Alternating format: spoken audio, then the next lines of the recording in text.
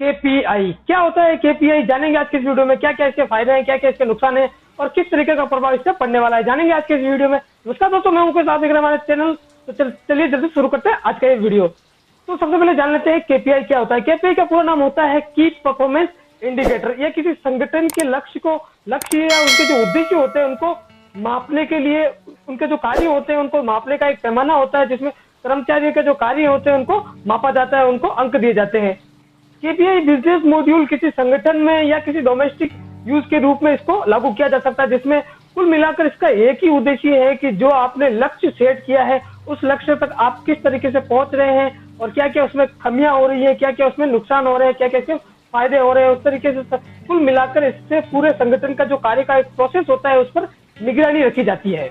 आज के इस वीडियो में हम जानेंगे केपीआई के बारे में कुछ और बातें, क्या होता है अगर केपीआई का सही तरीके से यूज नहीं किया जाता है, और अगर ये गलत तरीके से यूज हो रहा है तो क्या क्या इससे नुकसान हो सकते हैं, जानेंगे इस वीडियो में। बात करते हैं केपीआई के लेवल के बारे में। केपीआई होता है मल्टीपल लेवल का। कहने का मतलब ये होता है कि केपीआई को किसी एक तरीके से किसी एक जगह पर लागू नहीं किया जा सकता। केपीआई को ऊपर से लेकर नीचे तक इसको लागू किया जाता है, लेकिन इसमें एक सबसे बड़ी कंडीशन ये होती है कि केपीआई को लागू हाई लेवल से लो लेवल की तरफ किया जाता है। जहां पर केपीआई लो लेवल से हाई लेवल की तरफ जाता है वहां पर होता है बहुत बड़ा नुकसान। और इससे क्या नुकसान होता है वो मैं आपको वीडियो के लास्ट में बताऊंगा कि क्या क्या इससे बहुत बड़े बड़े नुकसान होते हैं। अब बात कर लेते हैं केपीआई कितने प्रकार होते हैं, केपीआई के क्या क्या प्रकार होते हैं। सबसे पहला जो प्रकार होता है वो होता है क्वांटिटेटिव इंडिकेटर, जो कि नंबर से शो करता है, मतलब इसमें नंबर दर्शाए जाते हैं। दूसरा होता है क्वालिटिव इंडिकेटर, जो नंबर से शो नहीं होता, मतलब इसमें किसी प्रकार के नंबर यूज नहीं होते।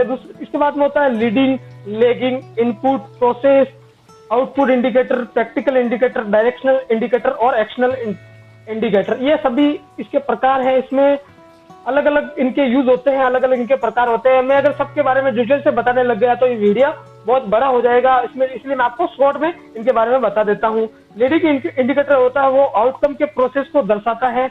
इनपुट इंडिकेटर होता है वो आउटपुट को प्राप्त करने के लिए क्या क्या संसाधन यूज, मतलब कहने का मतलब है कि जो लक्ष्य आपने सेट किया है उस लक्ष्य को प्राप्त करने के लिए क्या क्या यूज हुआ है वो इसमें बताता है।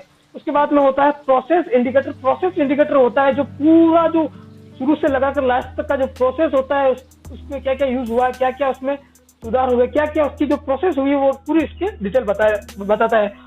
और ये इसके अलावा एक सबसे मेन होता है एक्शनल इंडिकेटर। ये सबसे मेन इसलिए होता है कि इसमें जो भी प्रोसेस चल रही है उसमें किसी भी प्रकार का एक्शन लेने की स्वतंत्रता इसमें मिलती है। और उसके बाद में सबसे लास्ट होता है वो रहता है फाइनेंशियल इंडिकेटर।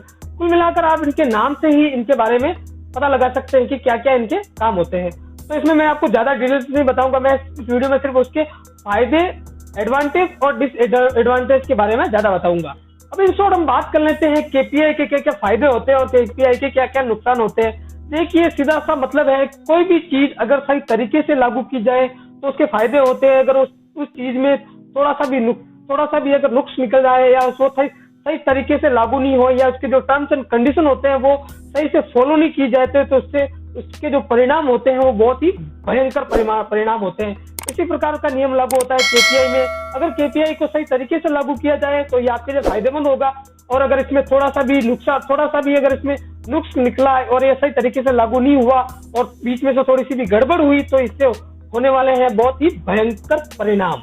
जैसा कि आपको पता है केपीआई क्या होता है। केपीआई का पूरा काम यही है कि किसी एक लक्ष्य को सेट करो, उस लक्ष्य तक पहुंचने के लिए आपका जो कार्य होता है उस पर निगरानी रखी जाती है।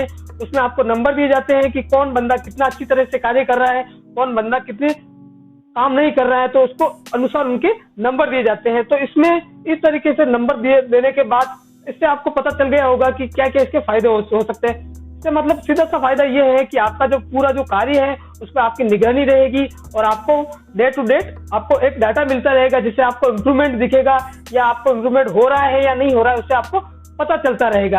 अब बात कर लेते हैं इसके डिसएडवांटेज के बारे में। इसके एडवांटेज हालांकि बहुत है, लेकिन अगर इसको सही तरीके से लागू किया जाए तो। अब देख लेते हैं इसके डिसएडवांटेज क्या है।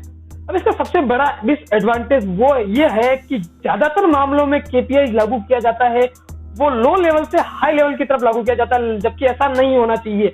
अगर केपीआई कहीं पर लागू होता है तो वो हाई लेवल से लो लेवल की तरफ लागू होना चाहिए। मतलब सबसे पहले कंपनी के जो बड़े अधिकारी हैं, सबसे बड़े जो अधिकारी हैं उन पर लागू हो, उसके बाद नीचे की रैंक में लागू होना चाहिए। लेकिन ज्यादातर मामलों में ऐसा नहीं होता है, ज्यादातर मामलों में लागू होता है नीचे की तरफ से, फिर ऊपर की तरफ से लागू हो नहीं हो इसकी कोई गारंटी नहीं है। लेकिन नीचे की तरफ से आप कुल मिलाकर जो नीचे सबसे छोटे लेवल के जो कर्मचारी होते हैं उन पर इसको लागू कर देते हैं, उन पर ये बोझ सौंप देते हैं ताकि वो अपना प्रदर्शन सुधारते रहें और आपस में लड़ते रहें।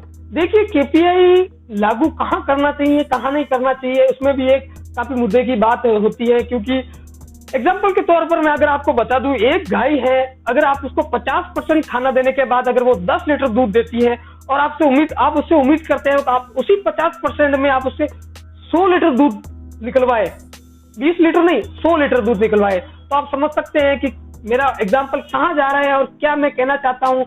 अगर आप उसको 100% खाना दे दोगे तो भी वो आपको 10 से 15% या 15 लीटर या 20 लीटर दूध दे सकती है। 100 लीटर वो गाय दूध भी देने वाली, तो कुल मिलाकर ये एक प्रकार का प्रेशर भी हो सकता है। तो इस तरीके से आप समझ सकते हैं कि अगर केपीआई का गलत तरीके से इस्तेमाल हुआ तो इसका कितना बड़ा नुकसान होने वाला है। दोस्तों, वैसे तो मैं कहना चाहता हूँ फ्रेंड्स, वीडियो में आगे बढ़ने से पहले इस वीडियो को लाइक और इस जानकारी को अपने दोस्तों के साथ शेयर जरूर करें। और हाँ फ्रेंड्स, इस चैनल को अगर सब्सक्राइब नहीं किया तो इस चैनल को सब्सक्राइब जरूर कर दीजिए और इस वीडियो को अपने दोस्तों के साथ शेयर जरूर करें ताकि वो भी समझ सके इसके एडवांटेज और डिसएडवांटेज। दोस्तों, वैसे तो मैं आपको बता दूं, केपीआई बहुत अच्छी चीज है। अगर इसको सही तरीके से लागू कर दिया जाए तो ये बहुत अच्छी चीज है, क्योंकि आपके जो गोल होता है, जो आपका टारगेट होता है, उसमें आपको ये बताता रहता है कि आपके किस तरीके से आप काम कर रहे हैं, किस तरीके से आपको काम करना चाहिए। लेकिन आपको जो टारगेट दिया जाता है उस टारगेट में आपको संसाधन भी मिलने चाहिए। कहने का मतलब ये है कि आपको अगर कोई टारगेट दे दिया है कि वो काम करना है, अब उस काम को करने के लिए क्या क्या चीजें आपको चाहिए, वो चीजें भी अगर आपको टाइम टू टाइम मिलती रही तो आप उस टारगेट को पूरा कर सकते हैं। आपको सिर्फ टारगेट दे दिया और बोल दिया कि इसको पूरा कीजिए, तो ऐसा पॉसिबल नहीं है। और आप समझते हैं कि अधिकांश मामलों में ऐसा ही होता है कि टारगेट तो दे दिए जाते हैं, लेकिन उस टारगेट को पूरा करने के लिए जिस चीजों की आवश्यकता होती है वो चीजें नहीं मिलती है। और अगर चीजें मिलती है तो कुछ मात्रा में मिलती है जिसका सही तरीके से यूज नहीं किया जाता है, सही तरीके से यूज हो भी नहीं सकता है, और होए तो भी मतलब बेनिफिट उतने नहीं होते हैं। तो कहने का मतलब सीधा तौर पे यही है कि अगर केपीआई लागू होता है तो उसके बाद में आपको उसके जो रिलेटिव जो संसाधन वहां पर यूज होने वाले हैं वो सारे संसाधन आपको मिलने चाहिए, और क्या क्या उसकी जरूरतें हैं वो जरूरतें भी पूरी तरह से मिलने चाहिए। और सबसे बड़ी चीज कि केपीआई हाई लेवल से लो लेवल की तरफ लागू होना चाहिए, ना कि लो लेवल से हाई लेवल की तरफ, तभी इसका सही तरीके से यूज हो सकता है। वरना तो ये सब पूरी कागजों वाली बातें हैं कि आप अपनों को फायदा पहुंचाने के लिए कुछ भी नियम बनाओ, कुछ भी नियम तोड़ो। दोस्तों, वीडियो के बीच में आपको एक सवाल पूछता हूँ, क्या आपको क्या लगता है कि केपीआई लागू होना चाहिए या नहीं होना चाहिए? आपकी इस वीडियो के बारे में क्या राय है, केपीआई के बारे में क्या राय है, नीचे देखिए कमेंट बॉक्स में कमेंट करके हमें जरूर बताएं ताकि पता चल सके कि कितने लोग इसके फेवर में है और कितने लोग इसके फेवर में नहीं है। और अपने दोस्तों के साथ भी इस वीडियो को शेयर जरूर करें ताकि वो भी समझ सके कि केपीआई क्या है।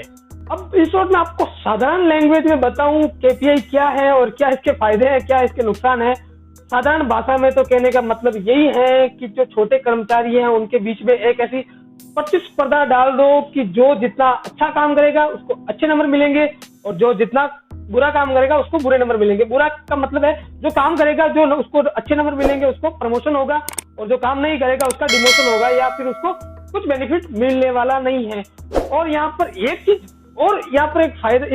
चीज और लागू होती है कि अगर केपीआई का गलत प्रयोग होता है, गलत प्रयोग होने का मतलब कि केपीआई में जो नंबर दिए जाते हैं, अगर वो नंबर किस तरीके से दिए जाते हैं वो तो आपको पता ही है कि किसी भी तरीके से नंबर दिए जा सकते हैं।